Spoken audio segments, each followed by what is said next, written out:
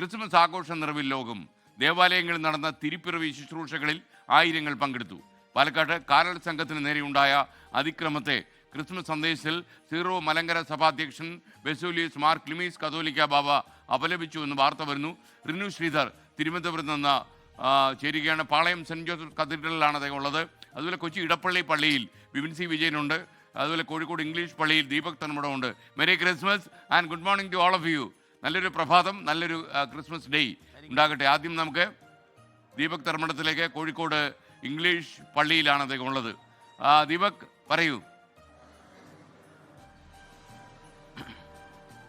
SKN happy Christmas.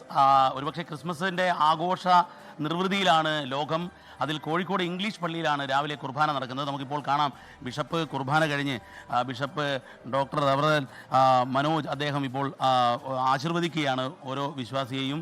നമുക്ക് ദൃശ്യങ്ങളിൽ കാണുന്നത് ബിഷപ്പിൻ്റെ ആശീർവാദമാണ്. നമുക്ക് ബിഷപ്പിനോട് തത്സമയം ചോദിക്കാം. Bishop happy Christmas. അപ്പം ഈ ക്രിസ്മസ് സന്ദേശം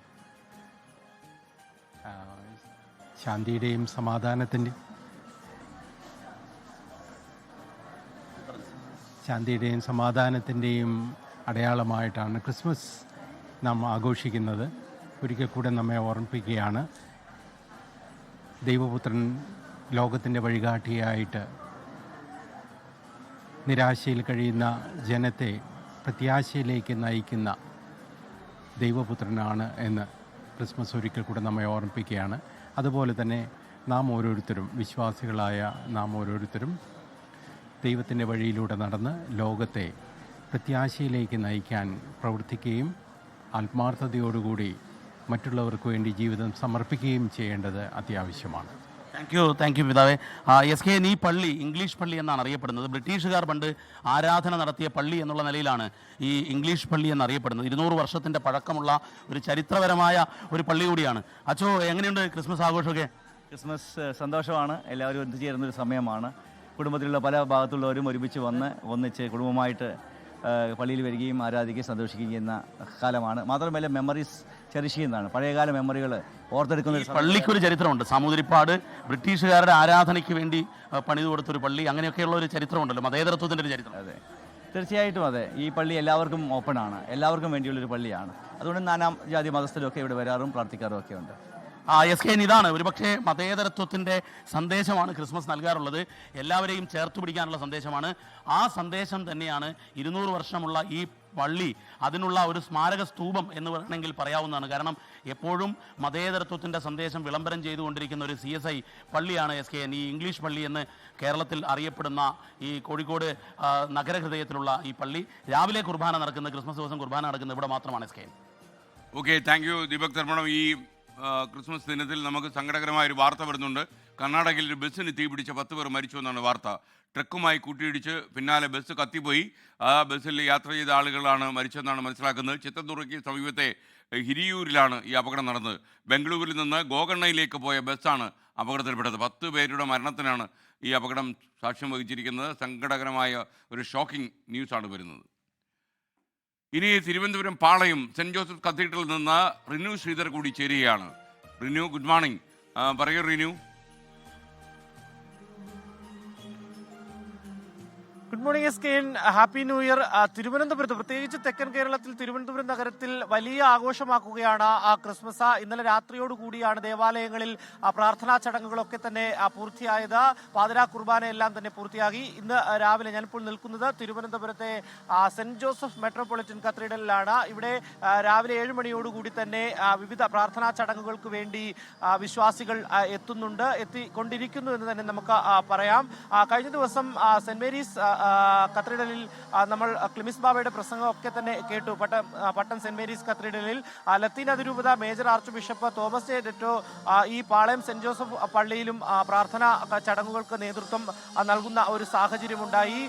ഈ കാരോൾ സംഘങ്ങൾക്കെതിരെയും അതുപോലെ തന്നെ ക്രൈസ്തവർക്കെതിരെയും ഉണ്ടാകുന്ന ആക്രമണങ്ങൾക്കെതിരെ രൂക്ഷമായിട്ടുള്ള വിമർശനമാണ് ഇവരുടെ ഇരുഭാഗത്തു നിന്നും ഉണ്ടായത് എന്നുള്ളത് നമ്മൾ കേട്ടതുമാണ്. എന്തായാലും തെക്കൻ കേരളത്തിൽ തിരുവനന്തപുരത്ത് പ്രാദേശിക മേഖലകളിലടക്കം വലിയ പ്രാർത്ഥനാ ചടങ്ങുകൾ തന്നെയാണ് ക്രിസ്മസിനെ വരവേൽക്കുവാൻ വേണ്ടി നടത്തുന്നത്. ഇന്നും ഇന്നലെയുമായി അത്തരം പ്രാർത്ഥനാ ചടങ്ങുകൾ നടക്കുന്നുണ്ട്. ഒപ്പം പ്രാർത്ഥനകൾക്കൊപ്പം വലിയ ആഘോഷം കൂടിയാക്കുകയാണ് ക്രിസ്മസിനെ. ലോകമെമ്പാടുമുള്ളവർ ഈ ക്രിസ്മസിനെ വരവേൽക്കുവാൻ വിവിധ ആഘോഷങ്ങൾ നടത്തുന്നുണ്ട്. അതുപോലെ തന്നെയാണ് തെക്കൻ കേരളത്തിലും അത്തരം പ്രാർത്ഥനാ ചടങ്ങുകൾക്കൊപ്പം ആഘോഷ പരിപാടികളും, പ്രത്യേകിച്ച് നെയ്യാർ ഡാമിലും നെയ്യാറ്റിൻകരയിലും ഒക്കെ അത്തരം പ്രാദേശിക മേഖലകളിലും ഫെസ്റ്റുകൾ വരെ സംഘടിപ്പിച്ചുകൊണ്ടാണ് ഈ ക്രിസ്മസിനെ വരവേൽക്കുന്നത്. ചെറിയ നക്ഷത്രങ്ങൾ തൂക്കി തുടങ്ങുന്ന ഈ ഒരു വിശ്വാസം അല്ലെങ്കിൽ അവരുടെ പ്രാർത്ഥനാ ചടങ്ങുകൾ ഇന്ന് 25 ദിവസത്തെ നോയമ്പ് കൂടി അവസാനിച്ചുകൊണ്ട് ക്രിസ്മസിലേക്ക് എത്തുന്ന ഒരു സാഹചര്യമാണുള്ളത്. എന്തായാലും വലിയ തിരക്ക് ഇന്നലെ രാത്രി മുതൽ ഇവിടെ ഉണ്ടായിരുന്നു.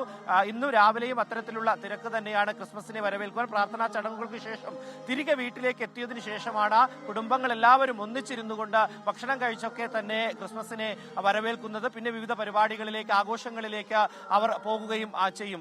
SK. Okay, thank you Rinu Sridhar. ഇനിയിപ്പോൾ കൊച്ചി ഇടപ്പള്ളി പള്ളിയിലേക്കാണ് നമ്മൾ പോകുന്നത്. വിപിൻ സി വിജയൻ ഇടപ്പള്ളി പള്ളിയിൽ നിന്ന് തത്സമയം ചേരുന്നു. വിപിൻ, പറയൂ.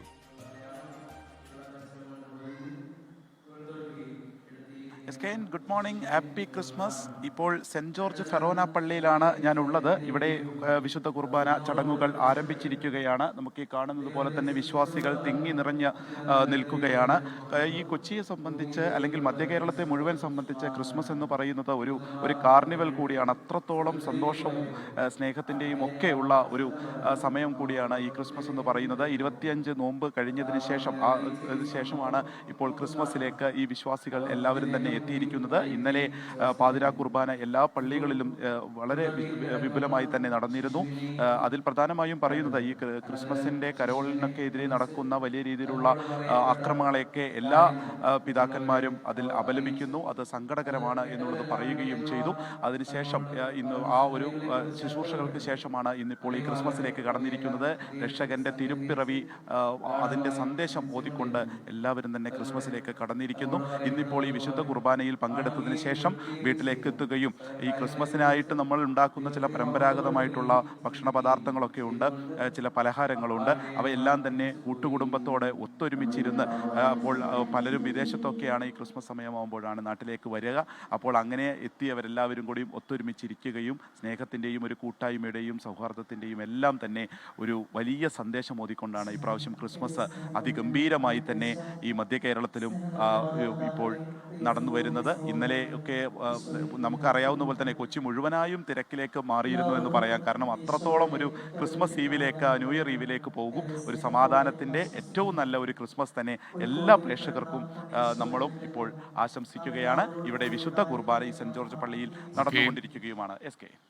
ലോകത്തെവിടെയായാലും ഏത് സമയത്തും 24 വാർത്തകളും ഓഗ്മെന്റഡ് റിയാലിറ്റി പാക്കേജുകളും എക്സ്പ്ലെയിനറുകളും വിശദമായി കാണാൻ ഞങ്ങളുടെ യൂട്യൂബ് ചാനൽ നിങ്ങൾക്ക് സബ്സ്ക്രൈബ് ചെയ്യാം.